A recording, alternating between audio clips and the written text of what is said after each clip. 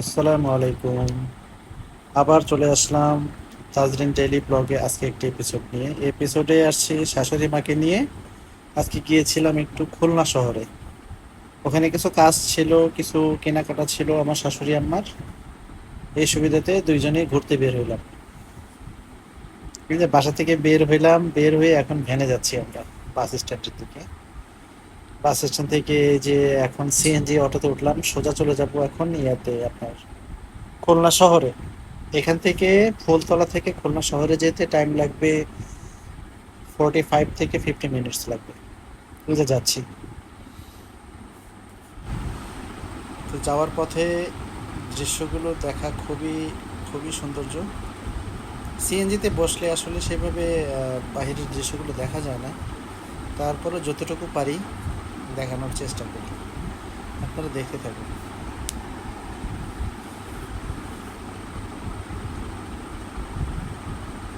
এটা হচ্ছে যশোর খুলনা হাইওয়ে। এখন আমরা ফুলতলা থেকে খুলনার দিকে যাচ্ছি সিএনজিতে। জনপ্রতি ভাড়া নিচ্ছে হচ্ছে 55 টাকা করে খুলনা শহরে।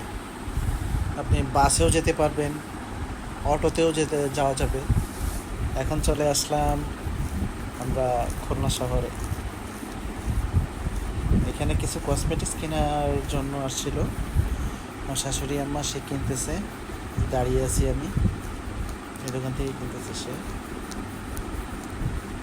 কিছু অথেন্টিক্স ফরেন প্রোডাক্ট পাওয়া যায় এখানে, সেখান থেকে কেনাকাটা করে থাকে। পোজারেক্সের অল আইটেম কিনে সে, এগুলো ইউজ করে।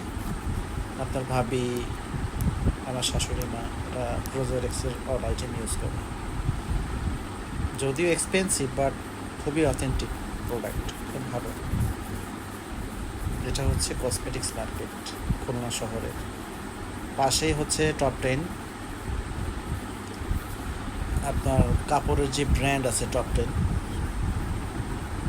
সেটা। তো ফালুদা খাচ্ছি আর কি। ঘুরতে ঘুরতে প্রচণ্ড গরম ছিল সেই দিন। তো বললাম যে আমার গলা শুকিয়ে গেছে, কি করা যায়। পরে এই যে পাশে একটি রেস্টুরেন্ট ছিল, সেটা তো নিতে এসি, এটাতে বসে দুজনে ফালুদা খেয়ে নিলাম আর কি। প্রচণ্ড গরম ছিল সেই দিন।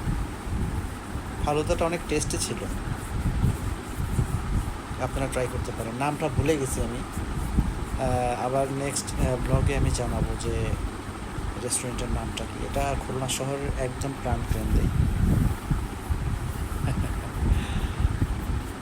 খুবই মজা। কিছু স্ন্যাক্স নিয়েছিলাম, স্ন্যাক্সটা বেশি একটা টেস্টি না, বাট ফালুদা, আইসক্রিম এগুলো খুবই টেস্টি। ভালো লাগছে, খুবই ভালো লাগছে। প্রাইসটা যাই হোক, বাট খুবই টেস্টি। ট্রাই করতে পারেন আপনি।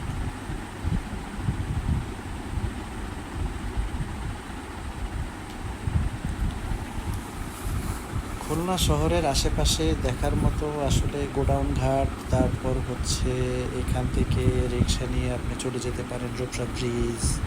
শহর থেকে মাত্র 20 থেকে 30 টাকা ভাড়া নিয়ে থাকে। চাইলে ফ্যামিলি সহ ঘুরে আসতে পারেন। সবচেয়ে আকর্ষণীয় জায়গা হচ্ছে গোডাউন ঘাট, যেটা রূপসা ব্রিজের পাশেই। আর রূপসার মেইন যে ব্রিজটা বাগেরহাটের সাথে অ্যাটাচড হয়েছে, ওই ব্রিজের নিচে আমরা গিয়েছিলাম, বাট ওইটা ব্লক করা হয়নি। এখন যাচ্ছি আমরা শিববাড়ি মোড়, খুলনা শহর থেকে শিববাড়ির মোড়। একটা রিক্সা নিয়ে নিলাম, ঘুরতে ঘুরতে চলে যাচ্ছে, বাট সেই দিন প্রচণ্ড গরম ছিল।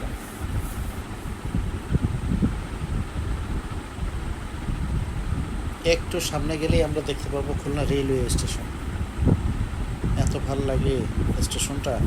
আমাদের কমলাপুরটাও খুব সুন্দর ছিল, বাট এখন খুব নোংরা হয়ে গেছে, ডিজাইন অনেক পুরানো হয়ে গেছে, আর খুবই গ্যাদারিং। বাট খুলনা রেলওয়ে স্টেশনটা যদি দেখতে যান, খুবই চমৎকার, খুবই চমৎকার। দেখেন যাওয়া পথে আমাদের হাতের ডান সাইডে পড়বে। সেই বাড়ি মোড়ে যাচ্ছি আমরা।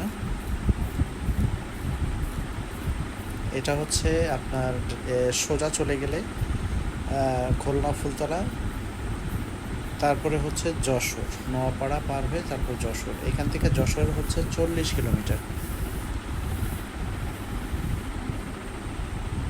খুলনা শহরটা এত সুন্দর, এত নেট অ্যান্ড ক্লিন, আপনারা না গেলে বুঝবেন না। খুবই নেট অ্যান্ড ক্লিন, খুবই নেট অ্যান্ড ক্লিন এটা। সমস্যা একটা হচ্ছে খুলনাতে বৃষ্টি খুবই কম। ঢাকাতে যে পরিমাণ বৃষ্টি হয়, বাট খুলনাতে সেই পরিমাণ বৃষ্টি হয় না, অথচ তার চারপাশে, খুলনার পাশেই হচ্ছে সুন্দরবন, লোনা, লোনা পানির সমুদ্র, নদী, বা সেখানে বৃষ্টিটা খুবই কম হয়ে থাকে। তো যাচ্ছে সেই বাড়ির দিকে।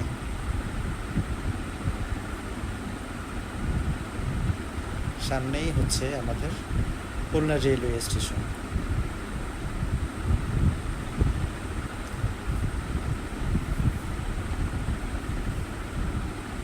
জ্যামও ছিল না ওই দিন, খুবই রাস্তা ফাঁকা ছিল। আবু নাসের স্টেডিয়াম আমাদের পাশেই, এটা হচ্ছে শেখ আবু নাসের স্টেডিয়াম, খুলনা শহরেই। এই যে দেখা যাচ্ছে খুলনা রেলওয়ে স্টেশন, দেখা যাবে এখন। আসলে ওই দিন রিক্সাতে বসে ভিডিওটা করা, এই যে দেখতে পাচ্ছেন আপনারা, ওই যে খুলনা রেলওয়ে স্টেশন। দেখেন এই ডিজাইনটা, নকশাটা কত চমৎকার করে করছে, পরিবেশটা দেখেন আপনি।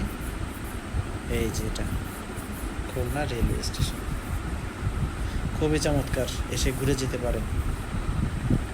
ঢাকা থেকে খুলনা আসতে আপনার এখন নতুন একটা ট্রেন ছাড়ছে, যেটা পদ্মা হয়ে খুলনা যায়। ঢাকা থেকে পদ্মা ব্রিজ হয়ে খুলনা যায়।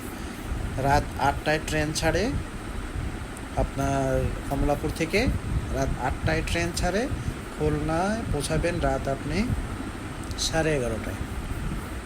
আবার সকাল 6টা 30-এ আপনার খুলনা থেকে ছাড়ে, ঢাকায় আস্তে আস্তে ট্রেনটা সকাল 11টা বেজে যায়, বা 3 ঘন্টায় আপনি ঢাকা থেকে খুলনা, খুলনা থেকে ঢাকা চলে আসতে পারতেছেন।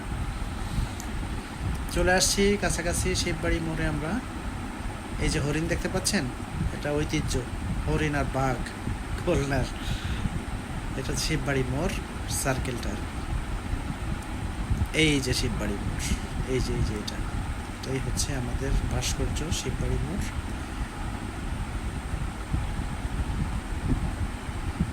এখানে নেমে আমরা একটু বললাম যে আমার একটু চা খেতে মন যাচ্ছে। খুলনা নিউ মার্কেটের কাছে, সামনে হেঁটে গেলেই খুলনা নিউ মার্কেট। এই নিউ মার্কেটে যেতে হাতের বায়ে একটা বড় একটা বট গাছ আছে, দেখবেন একটু সামনেই। এই বট গাছের নিচে বসে একটু চা খাওয়ার আবদার করলাম, যে আম্মু একটু চা খাবো। এখানে তো খুব চমৎকার বট গাছের নিচে চা বানায়, আর দেখতে খুব সুন্দর। পরে আমাকে নিয়ে গেল, এই যে যাবো এখন। এটা আমরা মোড়েই দাঁড়িয়ে আছি, সামনে সোজা সামনে হেঁটে গেলে আপনার খুলনা নিউ মার্কেট।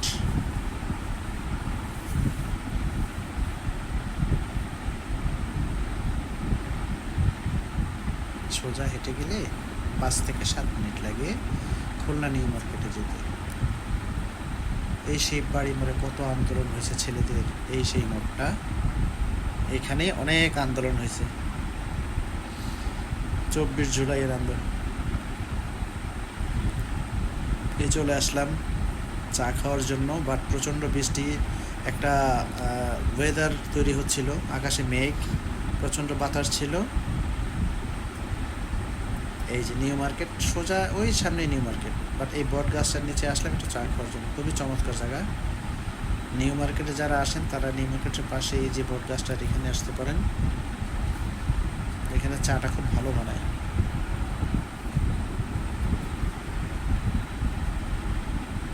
পাশে ছোট্ট একটি পুকুর আছে, মাছ চাষ করে।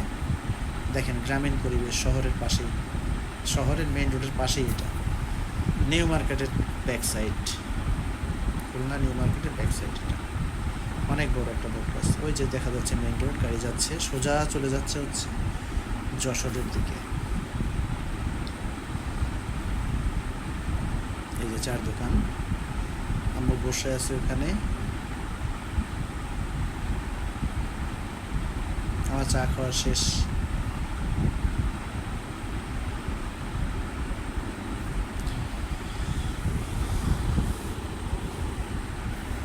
রিফ্রেশ নেওয়ার জন্য নদীর কিনারে গেলাম।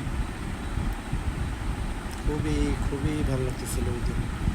আকাশে মেঘ জমা ছিল, বাট ফোনে বোঝা যাচ্ছে না, ক্যামেরায় বোঝা যাচ্ছে না। প্রচণ্ড বাতাস, তবে ঝিরিঝিরি বৃষ্টি পড়তেছিল হালকা হালকা, বাট বোঝা যাচ্ছে না আমাদের ক্যামেরায়। আপনাদের ভাবি আসতে চাইছিল, বাট পরে আসেনি। ওকে নিয়ে আসতে চাইছিলাম আসার জন্য, বাট প্রচণ্ড গরম ছিল, এর জন্য আসেনি ও। তা মোটামুটি এই তো। আল্লাহ হাফেজ।